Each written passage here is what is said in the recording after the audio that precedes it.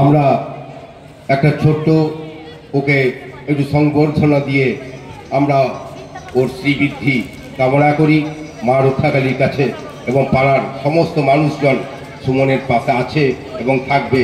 আগামী দিন যেন ওর শ্রীবৃদ্ধি উত্তরোত্তর আমরা কামনা করছি রক্ষাকালী ক্লাবের পক্ষ থেকে।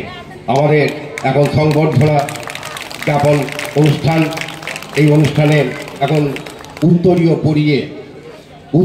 পরিয়ে তাকে আমরা বরণ করে নিচ্ছেন সহসভাপতি কান্তগোপাল সাউ মহোদয়। সুমনকে উত্তরীয় পরিয়ে সংবর্ধিত করছেন পুষ্পস্তবক দিয়ে। এবার সংবর্ধনা জ্ঞাপন করবেন আমাদের রক্ষাকালী ক্লাবের সভাপতি